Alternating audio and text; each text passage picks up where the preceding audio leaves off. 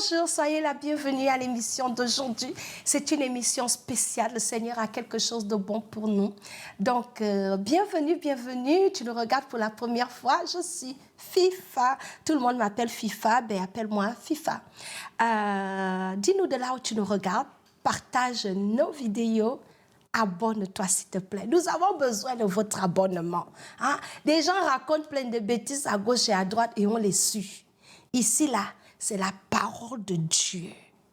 C'est le message du salut que nous voulons propager.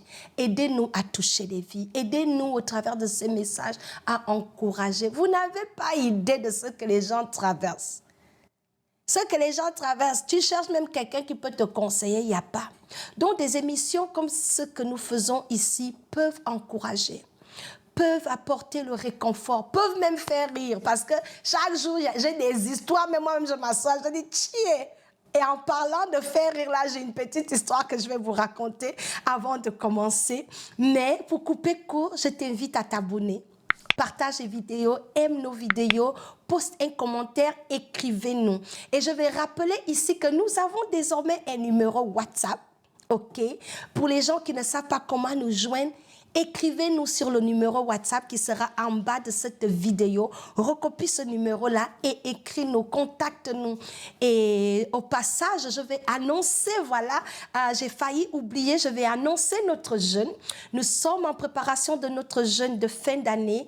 Alors, les femmes de mon ministère et moi-même, chaque fin d'année, nous avons une retraite. Nous mettons du temps à part et nous aimons terminer l'année dans la présence de Dieu. Fait que je te donne l'invitation. Si tu aimes prier, tu veux passer, tu veux te retirer dans la présence de Dieu et préparer l'année 2025, tu es la bienvenue de te joindre à nous. Alléluia. La Bible déclare que là où 2 ou 3 sont rassemblés au nom du Seigneur, le Seigneur est au milieu d'eux. Et moi, je le crois fermement. Il y a une puissance dans la prière d'accord. Dans la prière d'accord, la Bible déclare qu'une corde tissée à 3 fils ne se brise pas facilement. Donc vraiment prier avec d'autres personnes, ça nous aide.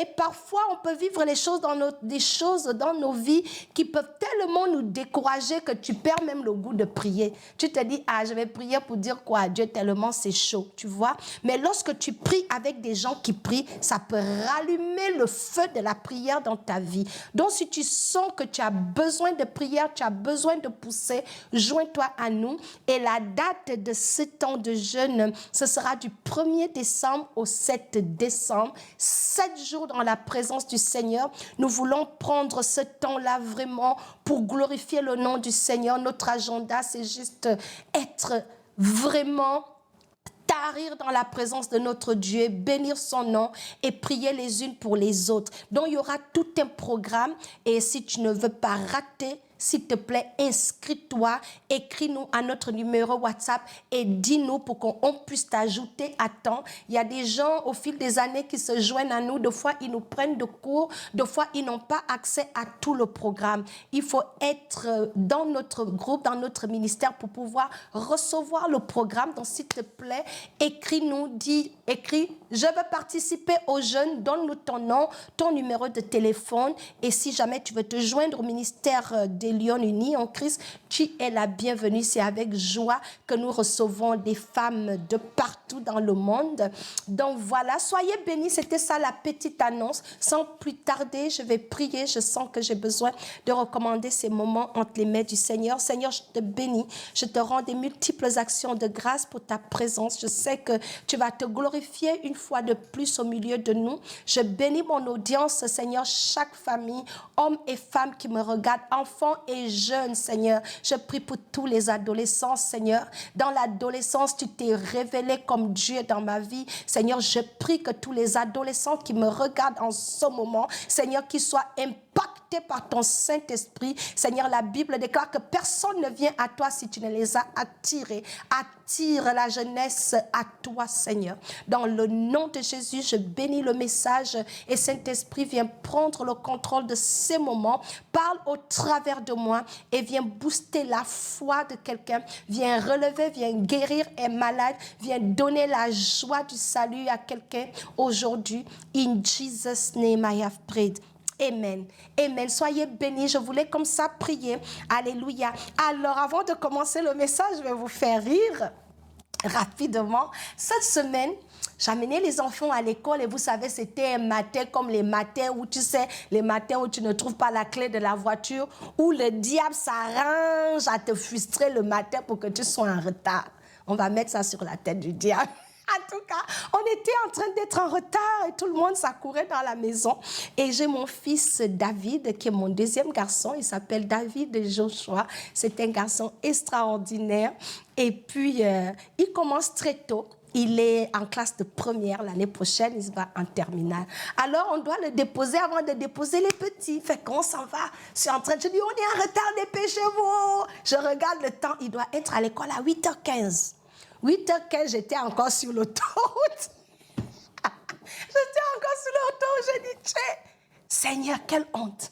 En tout cas, on arrive à l'école. Et quand on arrive à l'école, je vois qu'il y avait d'autres enfants qui étaient en retard. Donc, je garde. Je dis, David, tu as vu, c'est pas si mal. On est arrivé à 8h30. Donc, il était en retard de 15 minutes. Ne me jugez pas, il y a quoi? Vous n'êtes jamais arrivé en retard quelque part. Manifestez-moi la grâce. Donc, on était en retard de 15 minutes. Et là, je dis, David, c'est pas si pire parce que regarde, il y a d'autres élèves qui sont aussi en retard comme toi. Et il me répond avec un accent gabonais. Mes enfants aiment m'imiter. Il dit, ce n'est pas parce que quelqu'un fume que je dois fumer.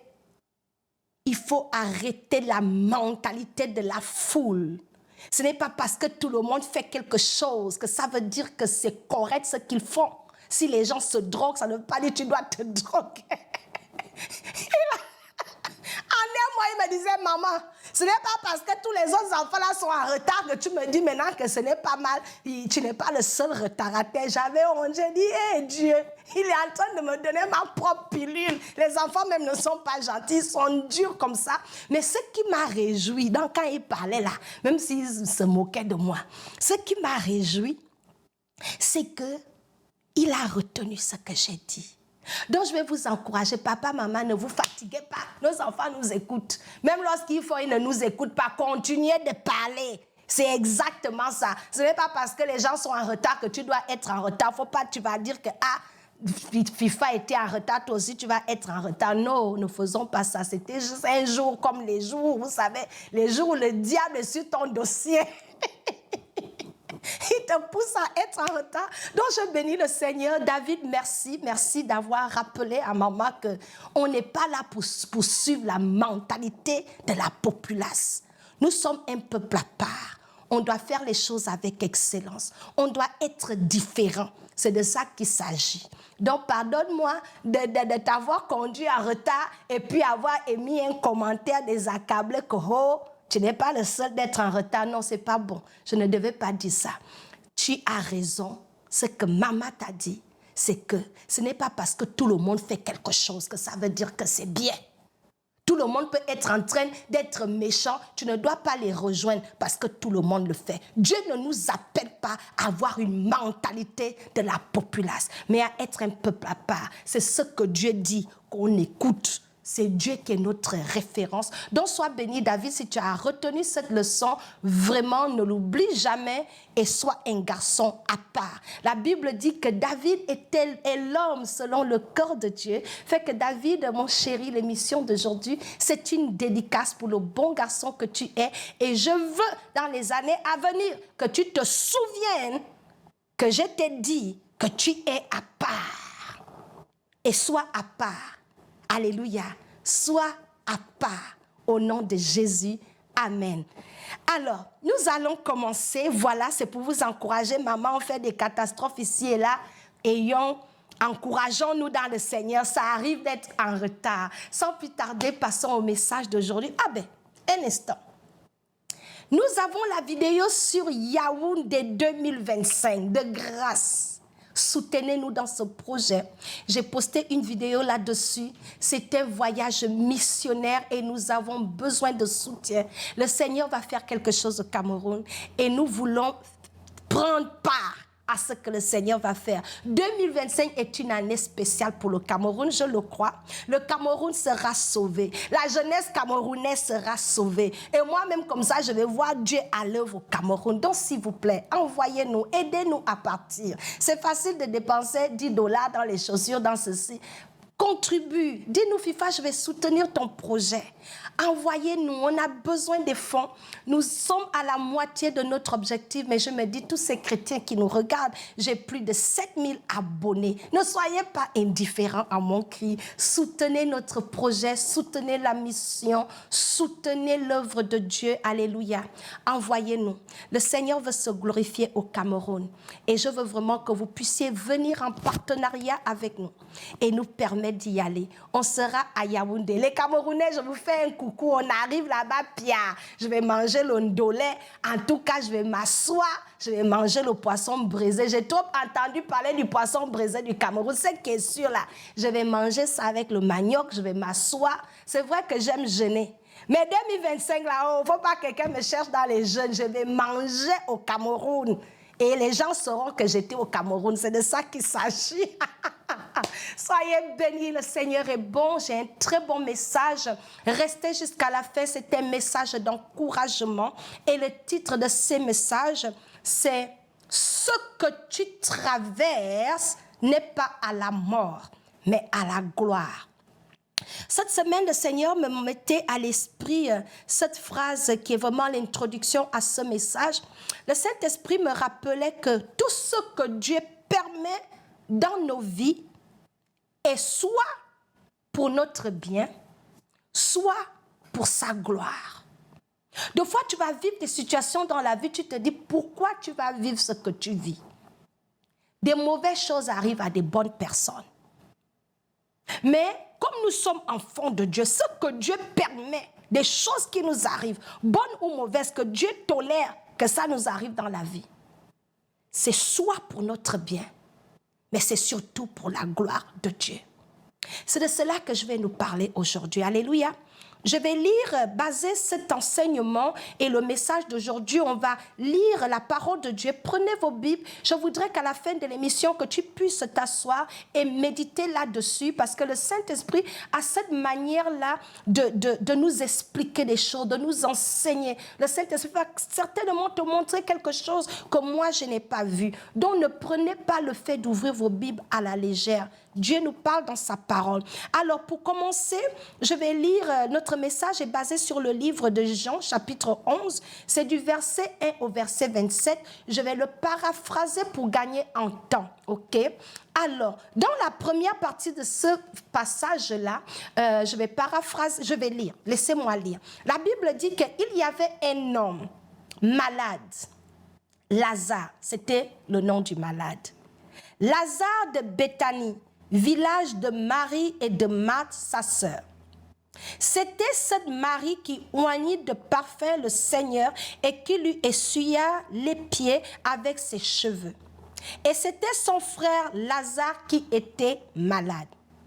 Les sœurs envoyèrent dire à Jésus, « Seigneur, voici, celui que tu aimes est malade. » Après avoir entendu cela, Jésus dit, « Cette maladie n'est point à la mort, mais elle est pour la gloire de Dieu, afin que le Fils de Dieu soit glorifié par elle. » Je bénis la parole de Dieu. Donc là, Lazare, Jésus aimait Lazare. Lazare était le frère de Marie. Et là, ils envoient leur ami, c'est Jésus. Vous tous, vous savez que quand tu es dans les situations compliquées, tu informes tes amis, tes connexions pour l'aide. Et c'est ce qu'ils ont fait. Ils ont informé Jésus que Lazare est malade.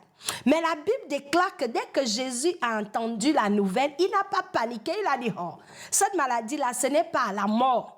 Ça va aller. Dieu va se glorifier dedans. Et toi aussi, tu vis une situation. La mort peut être la mort dans les finances, la mort dans le foyer, la mort dans ta santé, la mort dans la vie de tes enfants, la mort dans tes affaires, c'est-à-dire la mort, c'est tout ce qui ne marche pas, tout ce qui n'a plus vie dans notre corps, dans nos émotions, dans notre réalité au quotidien. Le manquement, la pauvreté, c'est une mort. la mort. Mais ici, Lazare était malade. Et Dieu m'envoie te dire que toi aussi, tu vis une situation en ce moment, que tu te dis, cette situation-là, c'est la fin de ton histoire, qu'il n'y a plus rien à faire, que c'est le chaos.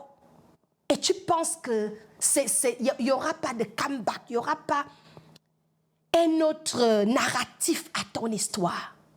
Le Seigneur m'envoie nous encourager et nous dire que ce qu'on vit en ce moment-là, ce n'est point à la mort, mais à sa gloire. Je bénis la parole de Dieu. Alors, on va avancer dans l'histoire. Je vous encourage à lire parce que je suis en train de lire jusqu'au verset 27. Pour gagner en temps, la Bible dit que Jésus, que de partir, on informe quelqu'un est malade. Jésus a traîné. Il a pris quelques jours de plus. Dans le verset 6, la Bible dit que lors donc qu'il y eut appris que Lazare était malade, il resta 2 jours encore dans le lieu où il était. Moi-même, j'ai dit, on te dit que ton ami est malade. Tu perds encore le temps. Jésus a perdu le temps. Donc, pour avancer dans l'histoire, puisque Jésus n'est pas arrivé à temps, Lazare est mort. Lazare est mort. Il est mort, on l'a enterré Pierre. Vous ne voyez pas qu'il y a comme une contradiction que, Jésus, au début du message, au verset 4, nous dit que Lazare, cette maladie que tu as là, ce n'est pas à la mort. Je vais me glorifier dedans. On s'attendait à ce que Jésus atterrisse, le guérisse, fin de l'histoire.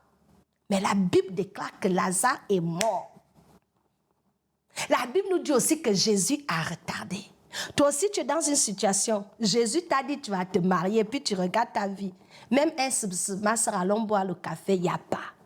Jésus dit que ce petit retard-là ne veut pas dire que tu vas mourir célibataire à vie. Le retard de Jésus ne veut pas dire qu'il a fini, il a fermé le chapitre. Il arrive. Donc, Lazare meurt. J'avance dans l'histoire. Le verset 22, rapidement, on va aller au verset 22 pour voir l'intervention de Dieu, parce que le focus de mon message, c'est de te parler de l'intervention de Dieu lorsque les situations sont au niveau de c'est pas la peine.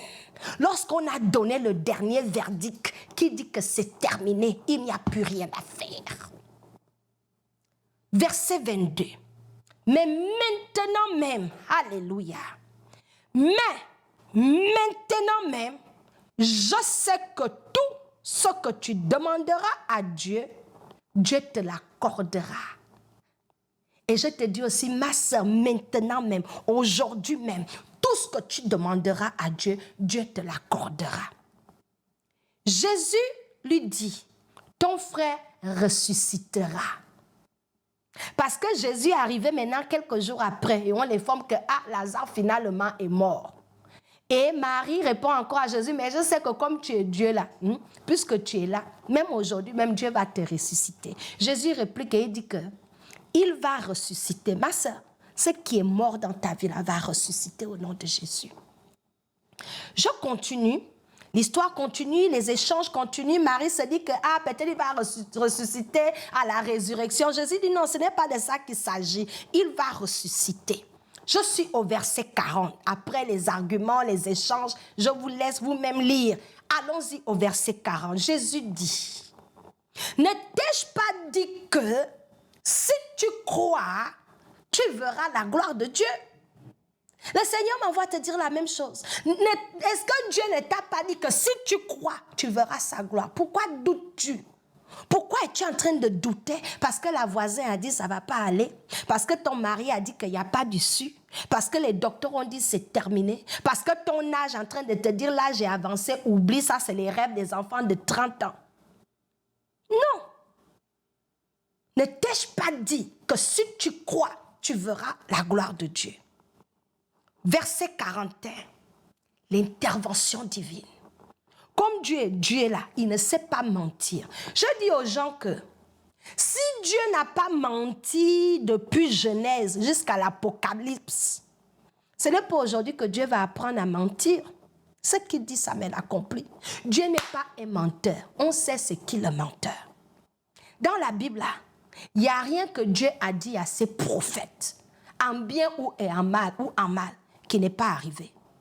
La parole de Dieu est établie. Donc ne pense pas que c'est toi dans ta situation que Dieu va maintenant se donner un nouveau nom, menteur. Il est impossible que Dieu mente. Dieu est la vérité. Jésus dit, je suis le chemin, la vérité et la vie. Donc si Dieu depuis Kala, il n'a jamais menti là, pourquoi tu penses que c'est aujourd'hui dans ta vie que Dieu va devenir menteur? Dieu est très consistant dans sa nature. La Bible déclare qu'il ne change pas et il n'y a aucune ombre de variation en Dieu. Alléluia. Ma sœur, crois en Dieu. Je vais te dire que l'énergie que tu es en train de fatiguer, que tu es en train d'investir à douter, à t'inquiéter, à murmurer, à pleurer, à te plaindre, cette énergie-là, que tu doutes, oh, je n'ai jamais vu une fille de 50 ans se marier. Moi, j'ai vu une femme de 60 ans se marier. Mon pasteur à l'époque. Pourquoi vous doutez? L'énergie que vous dépensez à douter la parole de Dieu, là, ma soeur, je viens te dire que réoriente cette énergie-là, investis cette énergie-là à croire à Dieu. Si tu crois, tu verras la gloire de Dieu. Verset 41, je vais lire rapidement. Là, je vais vous parler du moment que j'ai dit yes, Jésus-Christ est Seigneur. Là, Jésus arrive au verset 41. On amène Jésus à la tombe pour prouver que Lazare était déjà mort. Jésus dit, vous l'avez mis où? On dit, il est ici. Écoutez le Seigneur, il dit, ils ôtèrent donc la pierre et Jésus leva les yeux en haut et dit, Père, je te rends grâce de ce que tu m'as exaucé. Pour moi, je savais que tu m'exauces toujours, mais j'ai parlé à cause de la foule qui m'entoure, afin qu'ils croient que c'est toi qui m'as envoyé. Ayant dit cela, il cria d'une voix forte, Lazare, sors. Ma soeur, d'une voix forte, tu peux aussi parler à la situation qui est morte dans ta vie là. Pauvreté, sors. Célibat, sors. À haute voix. Au verset 44.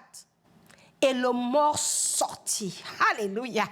Les pieds et les mains liés de bandes et le visage enveloppé d'un linge. Jésus leur dit, déliez-le et laissez-le aller. Je bénis la parole de Dieu. Je disais à quelqu'un hier, pendant que je priais avec deux sœurs, je priais avec elles. Et pendant qu'on priait, je les exhortais. Il y a quelque chose que Dieu a mis dans mon cœur. Ma sœur, si la situation que tu vis là n'est pas bien pourrie, fatiguée là, Dieu va se glorifier comment? Si par exemple, je viens te dire, oh, j'étais enceinte, j'ai accouché d'un bébé, un petit garçon. Ton témoignage, mon témoignage, là, tu vas écouter ça, tu vas dire, tu es la première personne à écouter, tu es la première personne à accoucher. Tu ne seras pas étonné. Tu ne vas pas glorifier Dieu parce que les mondains accouchent, tout le monde accouche. Ce n'est pas difficile d'accoucher. Donc mon témoignage ne sera pas impressionnant pour toi. Mais si je viens maintenant te dire cette version que j'ai, j'étais enceinte de mon 3e fils. Ça, c'est un témoignage réel qui est vrai. À 4 mois, les docteurs ont déclaré que l'enfant était mort dans le ventre. Je pense avoir déjà fait le témoignage dans une des vidéos. Il faut juste repartir, vous allez trouver ce témoignage. Je vais à l'hôpital pour une visite normale, habituelle. Le cœur de l'enfant a cessé. On dit que l'enfant est mort. On me programme pour faire un curettage, sortir le bébé qui était mort. J'ai dit, le diable est menteur. J'ai dit, le diable était menteur. L'enfant de qui? Mort comment? Je ne fume pas, je ne bois pas, je ne suis pas malade, je suis une maman en santé. J'ai déjà eu 2 autres enfants, personne n'est mort dans le ventre. Ça là, c'est quoi? J'ai dit au diable que tu as tiré à terre. Pendant que le docteur paniquait, on met cette machine, ça ne marche pas, on met l'autre, elle est comme, oh my goodness, something is not right, the baby, we cannot hear the heart, le cœur a cessé, les battements ont fait, l'enfant est mort. Conclusion, on te transfère à Royal Columbia Hospital. Pendant qu'il disait ça, j'ai appelé mon mari, j'ai dit, chérie, viens où? une situation, s'il me dit c'est comment, je dis je n'ai pas envie d'utiliser ma bouche pour t'expliquer ce qu'on m'a dit. Mais je me tiens dans la foi au Fils de Dieu que tout va bien. J'ai dit au docteur, pendant que je priais kata, le jour-là même, je vais vous expliquer, pendant que je traversais au parking, dans le parking, le Saint-Esprit m'a dit, il faut intercepter cette attaque-là. Ce n'est pas la blague. J'ai pris mon sac, j'avais le sac, j'étais enceinte, 4 mois, 2e trimestre. J'ai déposé le sac par terre. J'ai commencé, j'ai libéré une guerre. J'ai dit au diable qu'aujourd'hui, là, tu vas enlever tes sales mains sur mon fils. J'ai commencé à prier en langue. Les gens me regardaient, se disaient, la femme africaine, là, n'est pas folle. Je ne m'occupais pas des gens. J'étais attaquée. Donc là, je renvoyais des missiles. J'ai dit, je vais contrecarrer. La Bible déclare qu'ils viendront contre nous par un chemin. Ils s'enfuiront par cet chemin. J'appelle le médecin avant qu'on ne commence. Je dis, je veux une échographie. Parce que, revérifions. J'ai fini de prier. Il faut que je vérifie si Dieu m'a exaucé. Mon mari arrive me trouver. On dit, OK, ils organisent rapidement, puisque j'étais dans une urgence, pour me faire l'échographie. Dans l'échographie, là, pendant que la femme faisait son travail, j'étais kata. Elle me dit, what did you say? Je dis, non, madame, je ne m'adresse pas à vous. Faites ton travail, je fais pour moi. Je priais pendant que j'étais couchée là. On attend seulement après, quand elle avait presque fini, pour dire que oui, les docteurs ont raison, l'enfant est mort. On a juste entendu, tac. J'entends celle qui faisait l'échographie, la dame, c'est une dame indienne. Elle dit, oh, hold on. I just hear something. Je regarde mon mari me regarde. Elle dit, oh, un instant, mets-toi comme ça. Elle remet la machine. On entend toup. Quand je t'explique témoignage comme ça, est-ce que tu ne vas pas croire? Voilà la puissance de Dieu. 2 fois, Dieu a besoin que ça soit pourri, que ça soit enterré. Parce que lorsqu'il te sort de là, ce sera un témoignage à sa gloire. Alléluia. Donc, quand la situation est pourrie, il ne faut pas paniquer que c'est pourri et commencer à te lamenter. Même quand c'est pourri, Dieu est capable de tourner ce qui est pourri, mort dans ta vie là, de ramener ça à la vie. Je l'ai expérimenté, je ne vous parle pas de ce que je n'ai pas vu. Là, j'ai lu dans la Bible, vous allez dire, oh, la Bible c'est un livre historique. Non, la Bible n'est pas un livre historique, c'est la parole vivante de Dieu. Ce qui est écrit dans la Bible, ce que Dieu dit dans la Bible, c'est exactement ce qu'il fait. Ce que Dieu dit dans la Bible, c'est ce qu'il fait dans nos vies. Donc, je suis venue te dire, ma soeur, ce que tu vis qui est pourri, gâté là, ça doit sentir pour que quand tu sors de là, ton témoignage puisse amener les gens à Dieu pour dire, ça ne peut être que Dieu. Donc, quand j'ai raconté mon bébé qui a ressuscité, même mon docteur n'a pas cru. Et on a donné le crédit à Dieu, qui a changé un verdict de bébé mort. Aujourd'hui, mon fils va avoir 12 ans au mois de mars, il a 11 ans. Il s'appelle Paul Caleb, un serviteur de Dieu à venir. Il va chasser les démons et le diable va regretter pour le coup qu'il voulait le tuer avant l'âge. Il va vivre pour le Seigneur au nom de Jésus. Alors, je bénis vos vies. Seigneur, je te dis merci pour ta parole. Et je déclare et je décrète maintenant, par l'autorité, Seigneur, de ta parole incorruptible, que toute personne sous le son de ma voix qui vit une situation terrible, dont la situation est pourrie, gâtée, dont la situation sent mauvais, dont la situation ressemble à la mort, Seigneur, dans le nom de Jésus, I speak life. Recouvre la vie. Seigneur, tourne cette situation à ta gloire. Et donne à tes enfants des témoignages, afin que les peuples autour de nous sachent que nous servons le Dieu vivant. La Bible déclare qu'aux hommes cela est impossible, mais avec Dieu tout est possible. Seigneur, opère des prodiges et des miracles dans nos vies, afin que nous soyons des témoins que tu es vivant. À toi la gloire, l'honneur et la magnificence. In Jesus' powerful name I have prayed. Amen.